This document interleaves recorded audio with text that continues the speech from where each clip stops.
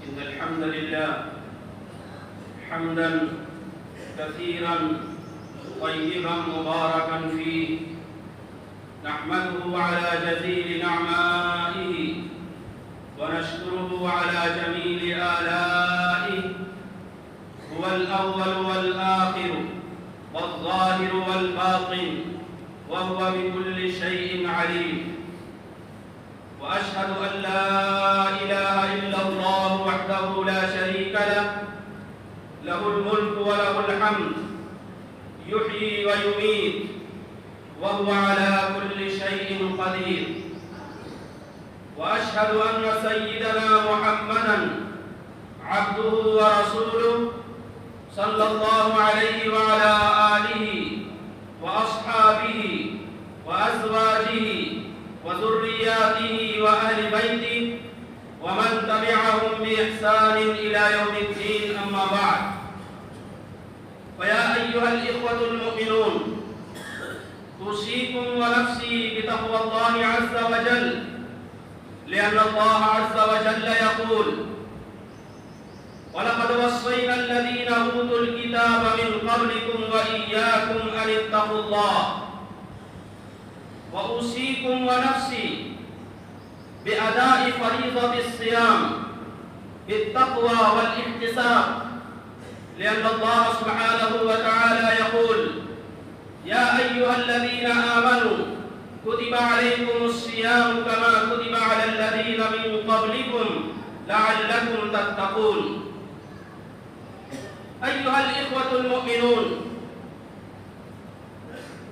بحمد الله عز وجل وتوفيقه قد حل بنا شهر رمضان، موسم الغفران. فأهلا وسهلا ومرحبا بالصيام، مرحبا بك يا رمضان، جئتنا بعد عام، وقد مات في هذا العام قوم وولد قوم، شقي قوم في هذا العام وسعد قوم، اهتدى قوم في هذا العام وضل قوم. يا رمضان، جئتنا بعد عام وقد ملأنا أعمالنا إما بحسنات وإما بسيئات، لكن نرجو رحمة الله عز وجل ومغفرته وإتقه من النيران.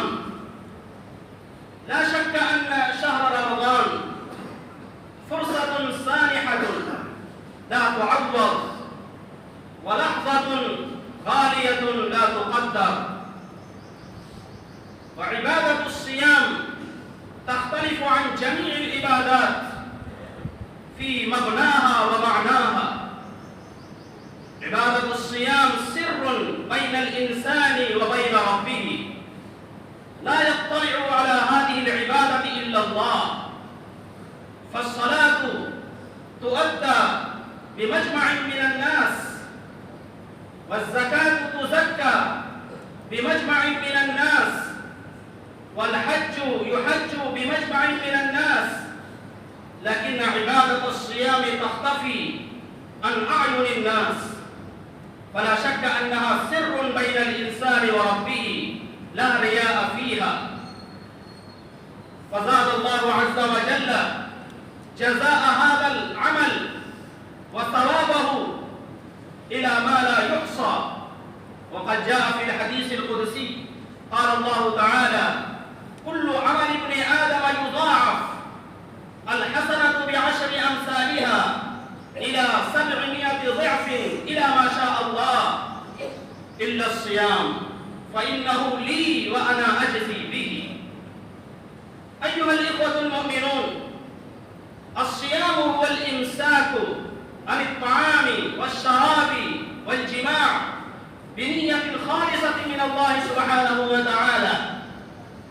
فالصيام فرض في السنة الثانية من الهجرة النبوية، وذلك بقوله تعالى: يا أيها الذين آمنوا كتب عليكم الصيام كما كتب على الذين من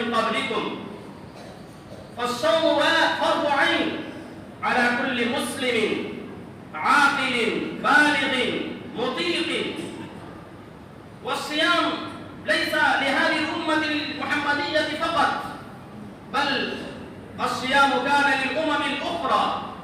وقد جاء في بعض الكتب أن نوح عليه الصلاة والسلام كان يصوم الدهر كله، وأن داود عليه الصلاة والسلام كان يصوم يوما ويفطر يوما، وأن عيسى عليه الصلاة والسلام كان يصوم يوما ويفطر يومين، وأن سيدنا محمدا صلى الله عليه وآله وسلم كان يصوم حتى يقال إنه لا يفطر، وكان يفطر حتى يقال إنه لا يصوم.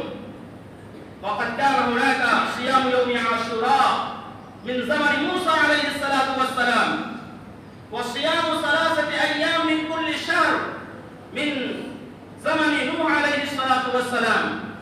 لكن لما فرضت صيام رمضان فنسخت هذه الصيام بقوله سبحانه وتعالى: يا أيها الذين آمنوا كتب عليكم الصيام كما كتب على الذين من قبلكم لعلكم تتقون. أيها الإخوة المؤمنون، إن رسولنا العظيم محمدا صلى الله عليه وآله وسلم كان أعبد العابدين وكان أفطر الذاكرين. إنه يجعل شهر رمضان كله موسما للذكر والعبادة، فكان ليله قياما يناجي فيه ربه ويتضرع إلى الله عز وجل، وكان نهاره دعوة وجهادا ووعظا وفتيا ونصحا وتربية. وكان من دأبه صلى الله عليه وسلم ومن هديه أنه كان يحث الناس على التسحر فيقول: تسحروا فإن في السحور بركة.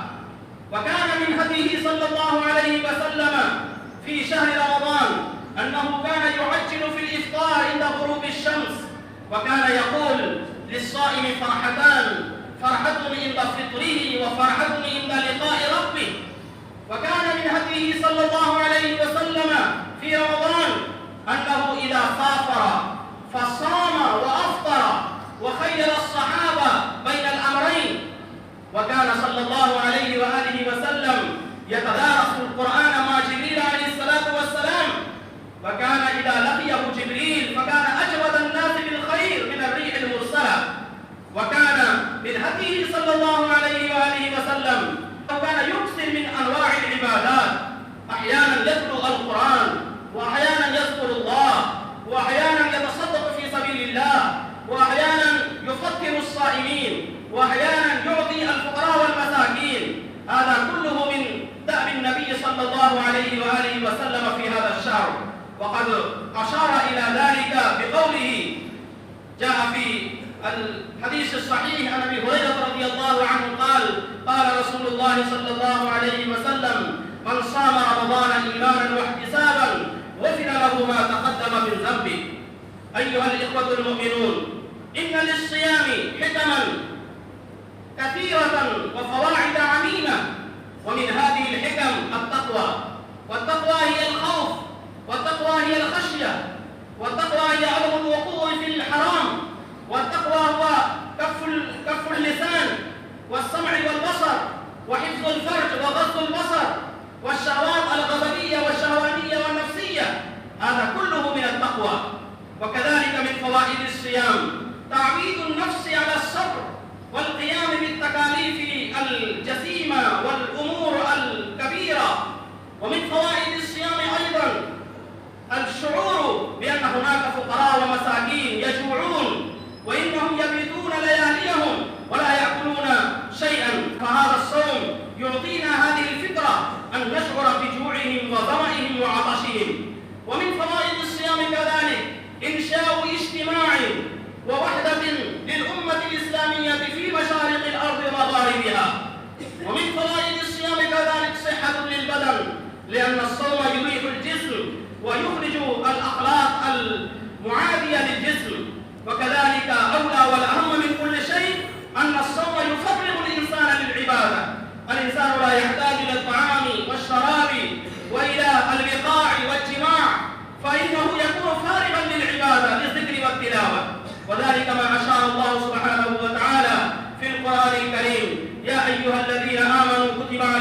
الصيام كما كتب على الذين من قبلكم لعلكم تتقون. وقد جاء في صحيح البخاري عن ابي هريره رضي الله تعالى عنه قال قال رسول الله صلى الله عليه واله وسلم: اذا كان صوم احدكم فلا يرفث ولا يسخط، وان شاتمه احد او سابه فليقل اني صائم، ولخلوف فم الصائم اطيب عند الله من ريح المسك.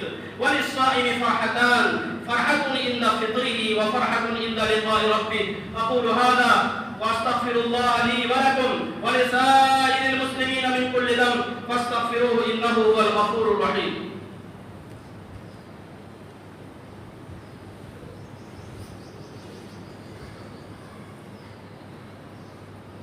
الحمد لله نحمده ونستعينه ونستغفره ونؤمن به ونتوكل عليه ونعوذ بالله من شرور أنفسنا ومن سيئات أعمالنا. من يهده الله فلا مضل له ومن يضلله فلا هادي له. ونشهد أن لا إله إلا الله وحده لا شريك له. ونشهد أن سيدنا محمدا عبده ورسوله صلى الله عليه وعلى آله وأصحابه وأزواجه وذرياته وأهل بيته وبارك وسلم تسليما كثيرا كثيرا. أما بعد، فيا أيها الإخوة المؤمنون، إن الله سبحانه وتعالى أمركم بأمر بدأ فيه بنفسه وصلى بملائكته المسبحة لقدسه وصلى بكم أيها المؤمنون حيث قال مخبرا وآمرا: أعوذ بالله من الشيطان الرجيم. إن الله وملائكته يصلون على النبي يا أيها الذين آمنوا صلوا عليه وسلموا تسليما. اللهم صل على محمد وعلى آل محمد كما صليت على إبراهيم وعلى آل إبراهيم إنك حميد مجيد.